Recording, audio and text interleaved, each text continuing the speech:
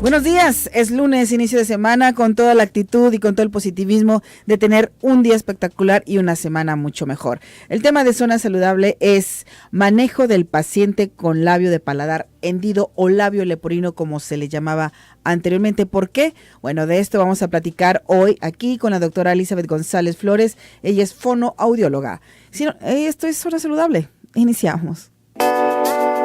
La salud es cosa seria. Por eso, Zona 3 presenta un programa de actualidad médica, diagnósticos, pronósticos, terapias, recomendaciones, tratamientos, información y salud.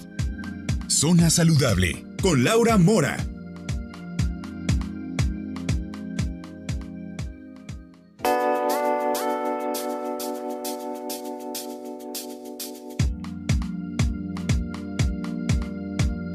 Así es, yo soy Laura Mora y estoy saludándote a través del micrófono del 91.5 de FM y por www.zona3.mx en ese programa que se llama Zona Saludable y lo puedes escuchar de lunes a viernes de 10 a 11 de la mañana.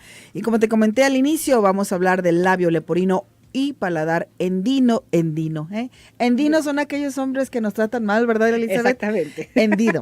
Labio y paladar hendido. Voy a escuchar a ustedes la voz de quien nos acompaña ese día, lo cual me da mucho gusto que estés con nosotros. Gracias, igualmente. Ella es la doctora Elizabeth González Flores, fonoaudióloga, quien nos va a explicar por qué el labio leporino y paladar hendido. ¿Cómo estás? Muy bien, muchas gracias. Fíjate que labio leporino, como se mencionaba anteriormente, tiene un cambio en la nomenclatura médica desde hace 20 años, en donde se empieza a manejar el labio y o paladar hendido, porque puede presentarse una o la otra cosa. El labio leporino viene por, el nombre, por la similitud que se tiene con el labio o la forma del hocico, pues, del cerdo, ¿sí? Obviamente hay muchísimas explicaciones más, pero de ahí surge ese nombre, mal empleado, pero es por similitud. Ese es un padecimiento de siglos. Han cambiado muchísimo las formas de abordarlo, de resolverlo, pero desgraciadamente en la actualidad lo seguimos presentando y regularmente los casos en los que se presenta es porque las madres no están informadas de cómo deben cuidarse durante el primer trimestre del embarazo. ¿Cuál sería esta manera para evitar? ¿Se puede evitar para empezar? Si no tenemos una base genética, sí lo podemos evitar. Okay. ¿Sí? Tal vez alguna persona va a decir, es que es muy aventurado lo que estás diciendo. Yo pienso que no. Yo pienso que muchas cosas las podemos evitar y podemos resolverlas de una manera más práctica si tenemos los cuidados necesarios durante la gestación. Si nosotros tenemos la idea de un embarazo, debemos de planearlo. Claro. ¿Sí? Regularmente los embarazos no están planeados. Cuando preguntamos en la consulta, ¿planeado? No. ¿Deseado? Sí. Pareciera que las estás interrogando y que las vas a juzgar como malas madres. No, pero simplemente es necesario saber si el embarazo fue planeado para saber cómo se llevó a cabo y si fue deseado. Hay embarazos que fueron planeados y no deseados o viceversa. Si me puedes hacer una pausa en este momento, creo que es muy importante lo que estás diciendo, Elizabeth, y precisamente por eso, porque a veces se puede malinterpretar el hecho de que sea un embarazo no planeado y no deseado, que son dos cosas muy diferentes. A veces puedes planearlo a futuro y resulta que te salió antes de lo esperado, aún así era planeado. Sí, lo tenías planeado, pero un proyecto más adelante. Entonces, exactamente. Ni te hace mala madre, ni te hace mal padre, simplemente no estaba dentro de tus planes primarios, pero funcionó. Sí lo deseabas, pero no al momento. Entonces hay que empezar por eso. Y tan importante es planearlo también. ¿Por qué? Porque cambia la vida de todas las personas que tienen un hijo. Creo que sí es muy bonito la idea que te venden de, el papá, la mamá, los hijitos, la casa color de rosa y todo. Pero el tener un hijo implica mucha responsabilidad desde el momento de la concepción. Es excesiva la responsabilidad. Por eso yo digo que sí se puede prevenir. muchas, no enfermedades, muchas consecuencias de malos actos o de malos cuidados o de malas prácticas médicas durante el proceso de la gestación. Si nosotros tenemos antecedentes genéticos, en la familia hay una persona con labio o labio paladar hendido, es importante hacernos un estudio genético antes de programar o proyectar un embarazo. ¿Por qué? Porque se puede presentar. Y entonces si hacemos un estudio genético a la pareja y sabemos hasta dónde estaría el riesgo de tenerlo o no, yo creo que la pareja pensaría si el embarazo es prudente o no, porque traes al mundo a un ser que va a padecer. Él va a ser feliz, porque tú te vas a encargar de que sea feliz. Los que van a padecer son los papás y entonces van a cobrar, aunque digamos que no, vas a cobrar el hecho de tener un hijo con alguna característica especial. Y entonces va a ser tu vida difícil. Si nosotros podemos prevenir eso, ¿por qué no lo hacemos? ¿Por qué dejarnos llevar nada más por la emoción de voy a tener un bebé? Tenemos que pensar en todo lo que implica tener un bebé. Por eso se ha luchado mucho porque en los exámenes prenupciales no sea nada más el saber si tienes o no una enfermedad venérea, sino sería prudente un estudio genético para que las parejas conozcan qué tipo de problemas pueden presentar. ¿Sí? Entonces, ahí es donde hablo yo que pueden prevenir. Ahora, ¿qué sucede con ese cuidado en el primer trimestre del embarazo? Ese es el más importante, sea la patología que sea, la que se vaya a presentar. En el primer trimestre del embarazo es donde se presentan todas. El problema de sordera, el problema del paladar, el problema del labio, el problema mental. Todos los problemas se van a presentar en esa etapa. ¿Por qué? Porque el primer trimestre del embarazo es cuando se forma toda la estructura de este ser humano. Los siguientes 6 meses son desarrollo completo y especialización de órganos, ¿sí? Pero en el primer trimestre se desarrolló una espina dorsal completa, un cerebro hermoso, se desarrolla un rostro. Y en ese rostro se dan varios procesos. Uno que se llama palatino, que es donde 2 capas o 2 bloques óseos se van a fusionar. Y cuando se detiene ese proceso es cuando hablamos de un paladar hendido, porque esas 2 plaquitas óseas no alcanzaron a unirse. Cuando el proceso mandibular y el proceso maxilar no alcanzan a desarrollarse en ese primer trimestre, es cuando tenemos a niños que tienen lo que llamamos prognatismo, la mandíbula proyectada hacia el frente, así.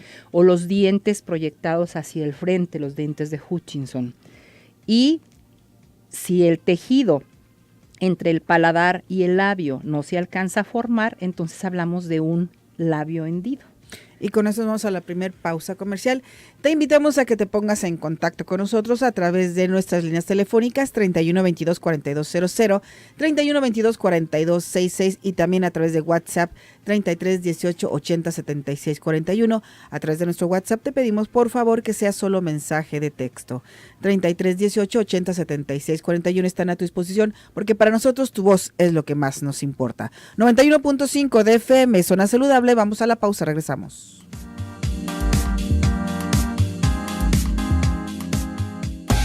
Palabras que generan contenido. Zona 3, 91.5. Busca nuestra programación en YouTube como Zona 3 Noticias.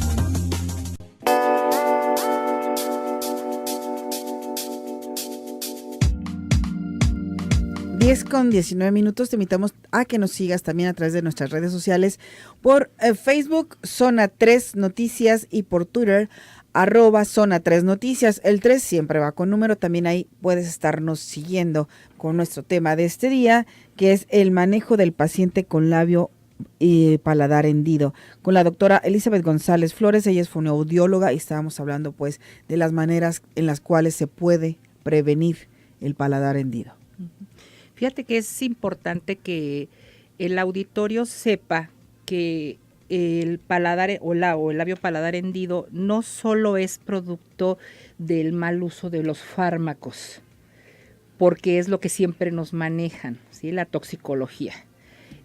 Era uno o es todavía uno de los factores número uno que provocan este tipo de problemas. ¿Por qué? Porque muchas de las mujeres no tenemos la llamada de alerta de que el embarazo está presente, particularmente aquellas que tuvimos o tenemos problemas hormonales y que nuestros ciclos o periodos menstruales no son regulares. Entonces, si no tenemos esa alarma, esa alerta, esa llamada de atención del cuerpo de que estás embarazada y presentas en una infección en vías urinarias, pues lo más común es acudir al médico y que te den un antibiótico. El antibiótico es uno de los ototóxicos, le llamamos, de los tóxicos, de los medicamentos que provocan este tipo de problemas y frenan el desarrollo de estos procesos de los que estaba yo hablando. Ese es uno. Si nosotros sabemos que estamos en el primer trimestre del embarazo, porque lo detectamos inmediatamente y vamos con el médico, pues tenemos que hacerle saber que estamos embarazadas, tenemos que hacerle saber que tenemos una infección en vías urinarias, que es lo más común o es lo más frecuente, y el médico va a determinar el tipo o no de antibiótico que se te va a prescribir, o el tipo de tratamiento que se te va a dar libre de antibiótico. Uh-huh. Pero es importante que si sabes que estás embarazada, tú empieces a cuidar tu ropa. Dice uno, ay, ¿qué tiene que ver la ropa con las infecciones vaginales? Uh-huh. Mucho. Claro. Mucho. O sea, en el momento que tú sabes que estás embarazada, tienes que utilizar una ropa interior de algodón, tienes que evitar los pantalones ajustados, tienes que evitar las fibras sintéticas, porque el calor excesivo en la zona de la vagina va a provocar hongos y eso va a provocar una infección. Entonces, si tú sabes que eso puede provocar que te den un antibiótico y el antibiótico pueda alterar el desarrollo de tu bebé, no lo vas a hacer. Pero mucha gente no lo sabe. Entonces es importante saber, si estoy embarazada, mi primer cuidado es acudir al médico, ¿sí? El segundo cuidado es empezar a cambiar mis hábitos en mi ropa, en mi forma de conducirme, en mis emociones, estar al pendiente de cada uno de los cambios, hacer las visitas correctas con el médico. El paladar hendido no es detectable en el ultrasonido, pero el labio hendido sí. Inclusive en esta última generación del ultrasonido ya puede verse perfectamente la alteración ósea. ¿Puede ser que nada más exista el labio hendido y no el paladar hendido? Sí. No necesariamente tienen que ir los dos. No tienen que ir de la mano. Puede ser labio hendido unilateral o bilateral. Puede ser paladar hendido central, unilateral o bilateral. O puede haber labio, paladar hendido con compromiso de maxilar. Con compromiso y significa que haya apertura en el rostro desde el labio, compromete parte de nariz y nos llega casi hasta la cuenca del ojo. ¿Esto qué lo determina? El que sea de diferente tipo. La penetración que haya tenido el causante del freno de este desarrollo. Okay. ¿Sí? Hay enfermedades virales, como la rubiola, como el sarampión, todo este grupo de enfermedades que pueden frenar terriblemente el desarrollo y provocar el labio paladar hendido. Por eso cuando se llega a presentar una enfermedad viral de este tipo en un embarazo, muchas veces se pierde el producto. Y hasta cierto punto, aunque sea muy cruel, aunque duela mucho, es preferible que se haya perdido un producto que iba a venir con toda una serie de malformaciones. No sabemos exactamente cuáles, pero las más frecuentes son oído o labio paladar hendido o deficiencia mental. ¿Y qué hacer cuando nace un niño con paladar hendido? labio hendido. Esa es la parte crucial, es la parte más importante. Una vez que nació el bebé, es una de las patologías más evidentes que existe, al igual que el síndrome de Down. Es visible totalmente, no hay que hacer ningún diagnóstico diferencial, ni ver datos, ni síntomas, ni nada. Simplemente es palpable. ¿Qué hay que hacer? Lo primero es preparar a los papás.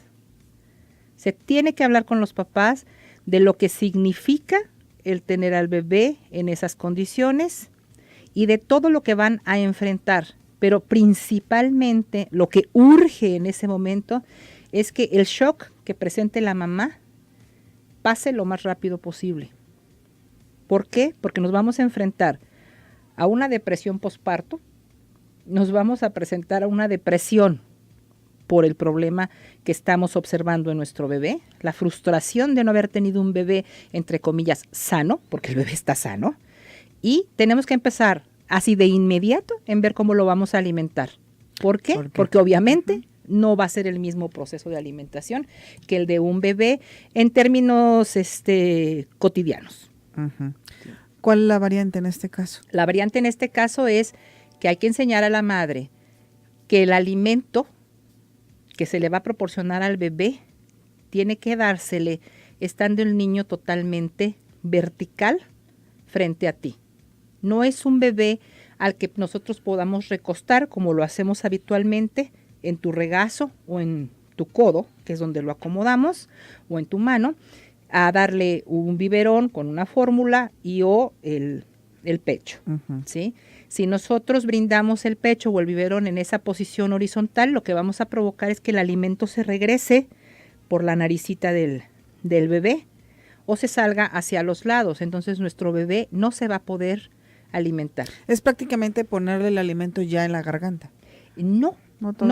Simplemente si tú enseñas a la mamá a tener al niño, por decirlo así, parado frente a ti, se coloca el seno de tal manera que el alimento pase, como lo mencionas tú, directamente hacia la faringe y después vaya hacia el esófago, ¿sí? Uh-huh. Si las mamás no saben esto, van a batallar mucho. En algunos hospitales te van a dar la técnica de la jeringa o la perilla, pero es más fácil si lo haces natural. ¿Sí? O sea, que la mamá todavía, de todos los problemas que tiene encima, no enfrente ahora el trauma de cómo le voy a dar de comer, uh-huh. ¿Sí? De cómo lo voy a tratar, de cómo lo voy a manejar, porque es un bebé que constantemente va a estar teniendo moquito. ¿Por qué? Porque está la zona totalmente virgen y libre para contaminarse con cualquier bacteria. Regularmente nuestra naricita está cubierta y está el paladar cubriendo toda la parte de la nariz, y en el caso del paladar hendido, pues el alimento sube hacia la nariz y baja por las fosas nasales. Uh-huh. No sé si alguna vez has tomado refresco y es tanto el gas que se te sale claro. El refresco por la nariz. Bueno, pues eso es lo que le pasa a los bebés. Entonces ahora en esta época tenemos unas técnicas de alimentación impresionantemente prácticas, rápidas, y si enseñas a la mamá en el momento, no tiene por qué haber conflicto. ¿Sí? Bueno, vamos a la pausa y regresamos para que nos platiques sobre estas técnicas de cómo alimentar a un bebé con labio y paladar hendido. 3122-4200, 3122-4266 son nuestras líneas telefónicas y nuestro WhatsApp 3318807641. Llega el momento de saludar y presentar al equipo que hace posible que tú nos escuches a través del 91.5 de FM, el señor Omar Machain en los controles técnicos, Livier Murillo, nuestra productora, y por cierto que le encanta la natación, y el señor Pepe Aldape en la asistencia y la producción. Es que iba a decir el señor Ceci Delgadillo, pero creo que no, y la señorita Ceci Delgadillo en los teléfonos. Te invitamos a que escuches el reporte vial cada 15 minutos aquí en el 91.5 de FM. En este momento el señor Eder Saldaña está a cargo de informarte cómo se encuentran nuestras vialidades. Vamos a la pausa, regresamos. Recuerda el tema de este día: manejo del paladar con labio hendido, del paciente con labio y paladar hendido. Regresamos.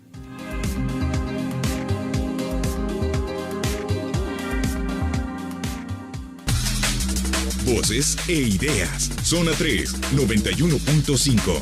Síguenos en Facebook e Instagram como Zona 3 Noticias.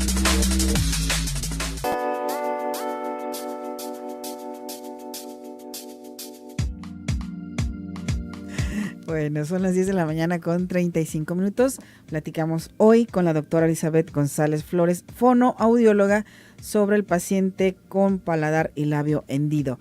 Ok, ya cuando nace un bebé con esta sintomatología, ¿qué es lo que procede? ¿La cirugía directamente?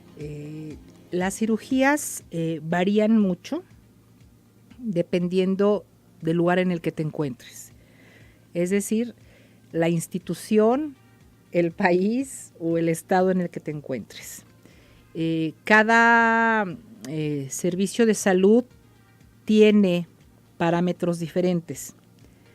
Anteriormente se estaban haciendo las cirugías en los primeros 3 meses y en otros casos a partir de los 8 días de que el bebé había nacido.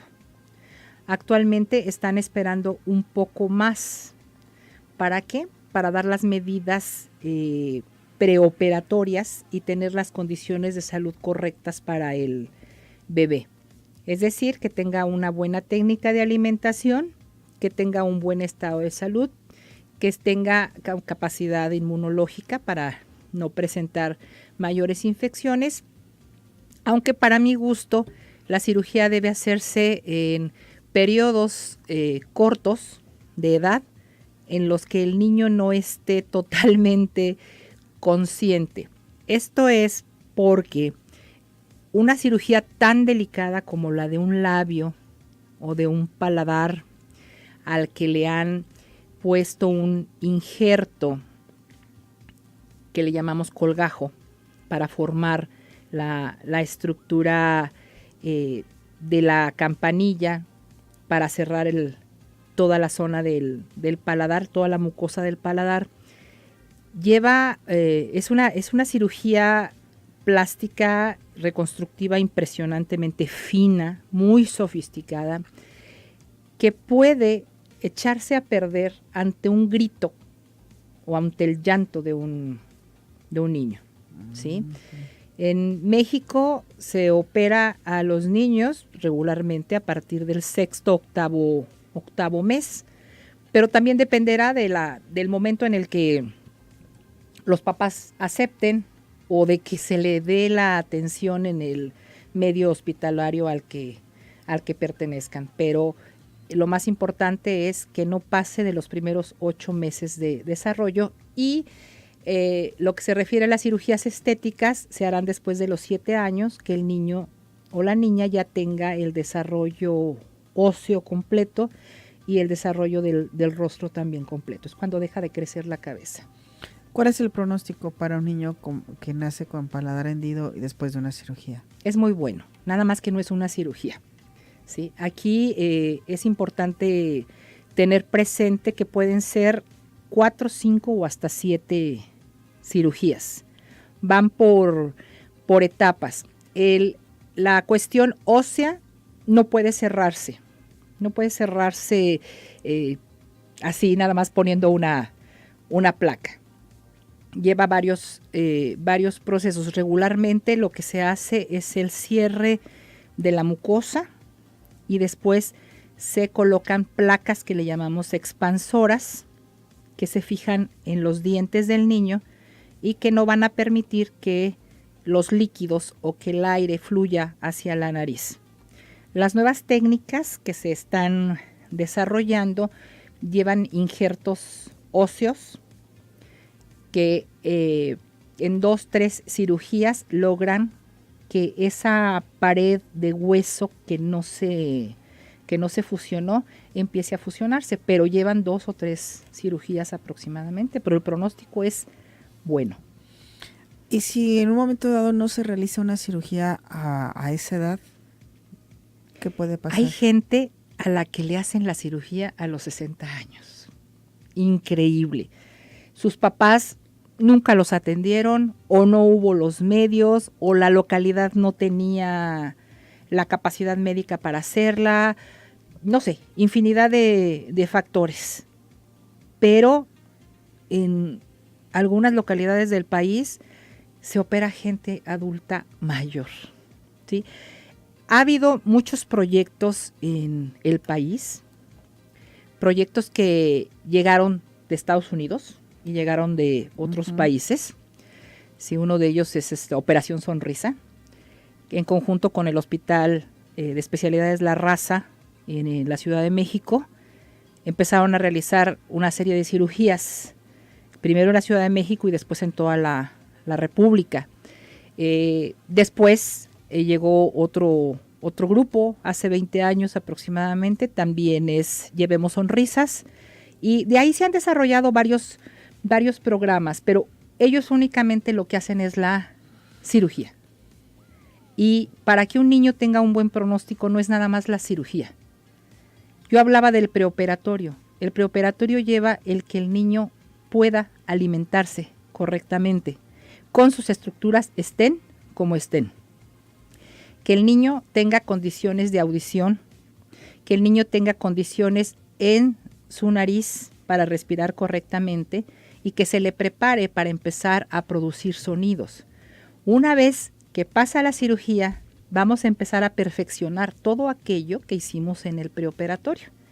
Pero vamos a llevar tratamiento con foniatra, con cirujano maxilofacial, con dietista, con audiólogo, ¿sí? Se manejan de 7 a 10 especialidades por niño para asegurarnos que antes y después de la cirugía el niño tiene las condiciones de salud y nuestro objetivo final es que pueda hablar correctamente, escuchar correctamente, que eso le compete a la terapia del lenguaje, que es lo que yo hago, pero que nos involucramos con todas estas especialidades.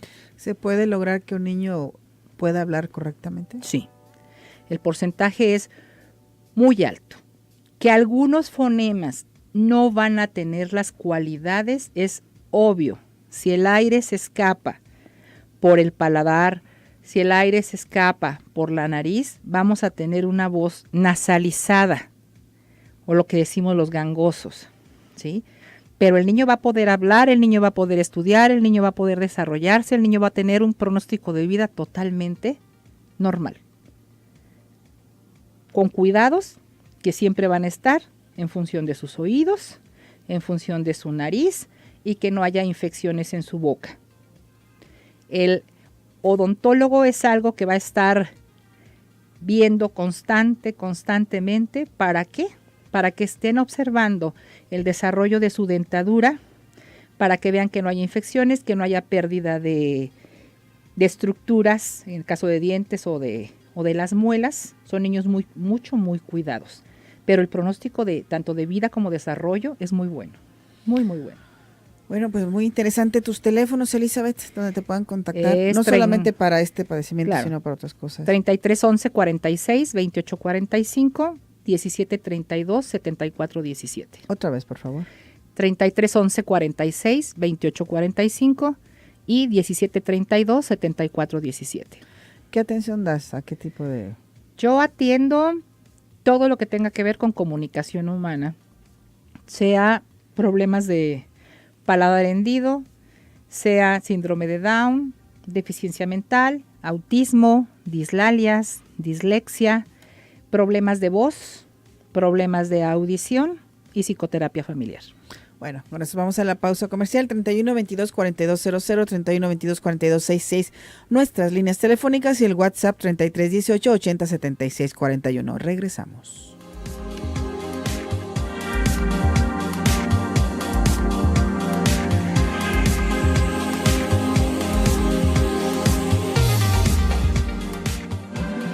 Comunicación sin estridencias. Zona 3, 91.5. Síguenos en redes sociales como Zona 3 Noticias.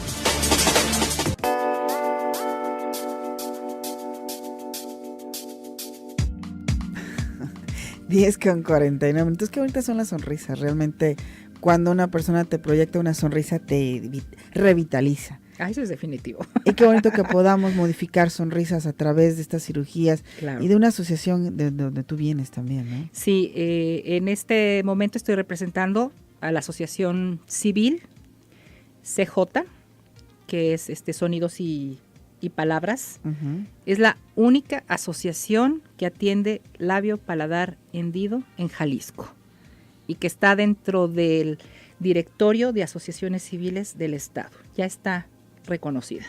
¿Cómo llegar a ella? Pueden llegar a través de mí o pueden comunicarse a los teléfonos o por el correo electrónico. El correo electrónico es www.sonidosypalabras.org o al teléfono 3653-5768 con la licenciada Judith Velázquez o al 3311-46-2845 conmigo, Elizabeth González Flores. Pueden acudir ustedes también a Avenida Circunvalación, esquina con Artesanos, dentro de la Unidad Administrativa Gubernamental en Zapopan, frente a las terrazas, y ahí encuentran la asociación CJ.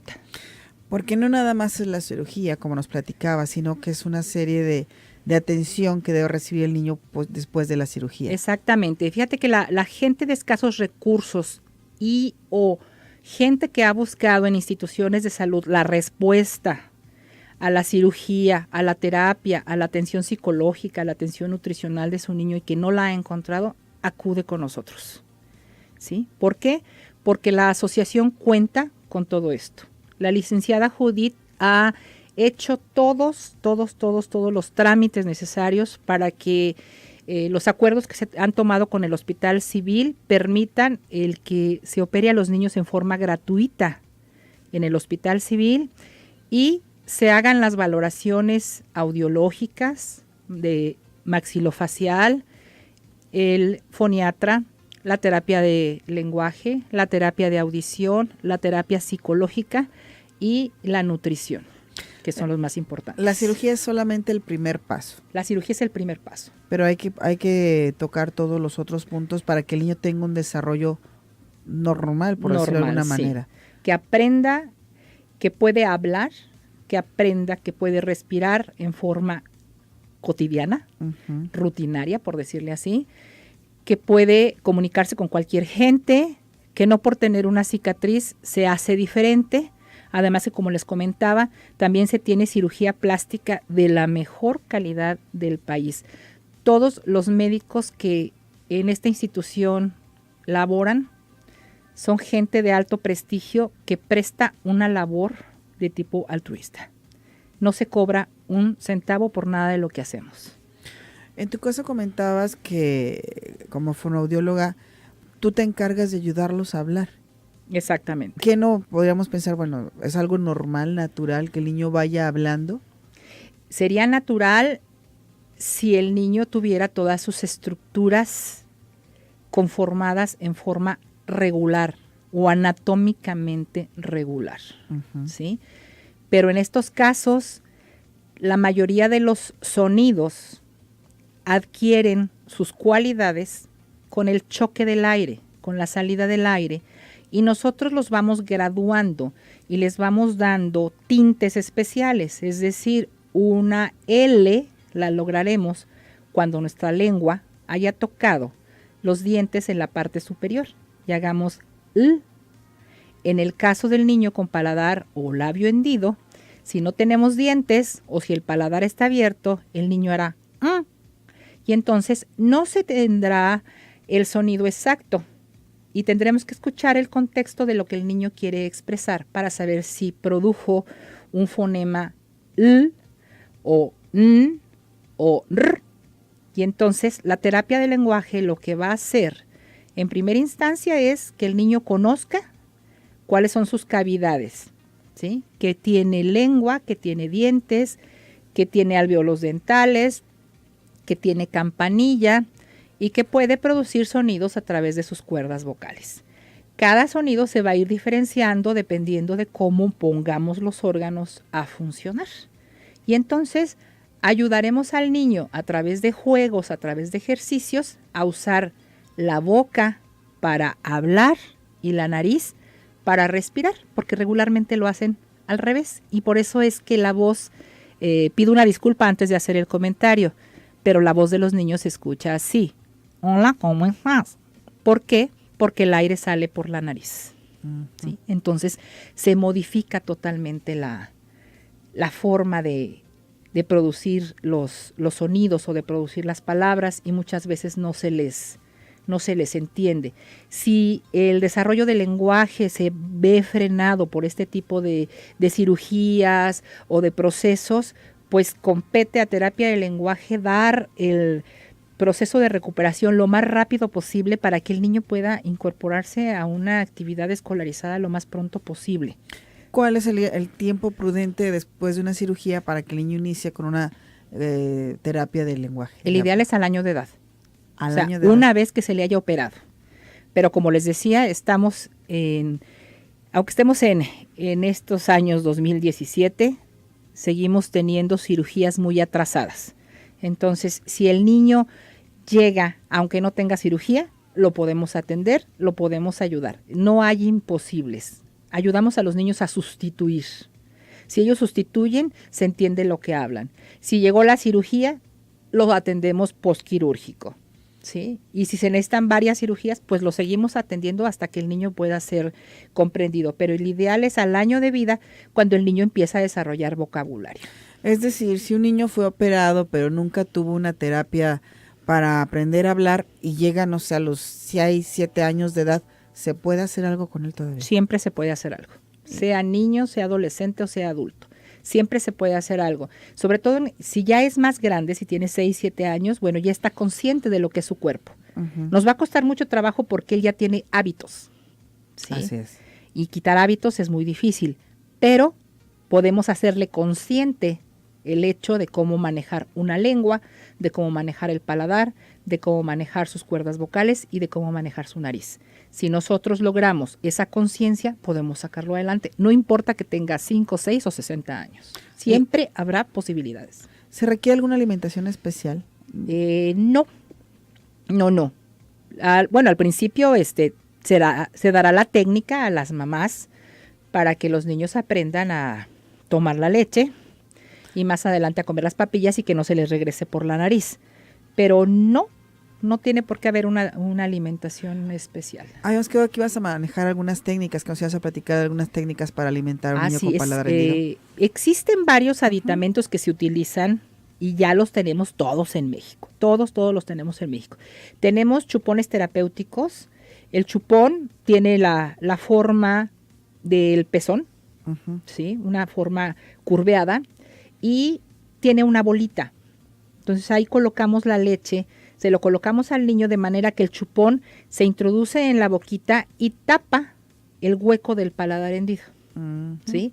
Entonces vamos bombeando ese dispositivo, esa bolita de plástico, la vamos bombeando y la leche va pasando como si el niño estuviera tomando la leche del seno materno. Estoy succionando. También tenemos senos plásticos, ajá, que tienen exactamente la misma forma, pero se lo coloca la mamá precisamente en el pecho si la mamá no tiene leche. Estoy hablando en el caso de que la mamá no tenga leche. Se coloca en el seno para que el niño tenga el contacto físico con la madre. Colocamos al bebé, como les decía, en posición vertical, ¿sí? Ahora sí que de frente a la madre y lo colocamos de manera que nuevamente ese chupón entre y toque toda la parte del paladar y se apoye sobre la lengua. De esa manera el niño, apretando su lengua hacia el paladar, va a ir succionando ese chupón, ¿sí? Esa es la técnica importante cuando el niño ha nacido o cuando tiene un promedio de 6 meses. Igual tenemos esos dispositivos con cucharita que tienen la misma bombita donde se pone la papilla y la cucharita ocupa todo ese espacio. ¿Te has fijado que los bebés cuando les das la papilla la pasan de la lengua al paladar y la aplastan? Uh-huh. ¿Sí? Bueno, los niños no teniendo paladar, al hacerlo hacia arriba, lo que sucedería es que se les regresaría por la nariz. La cucharita va pasando la papilla de manera que vaya hacia atrás y no hay manera de que se escape el alimento. Bueno, tenemos que finalizar este espacio y te pido tus teléfonos, por favor. Sí, 33 11 46 28 45 17 32 74 17 y el de la asociación 36 53 57 68. Nos encuentran en la Unidad Administrativa Gubernamental de Zapopan, en Avenida Circunvalación, esquina con Artesanos. Puntualidad informativa.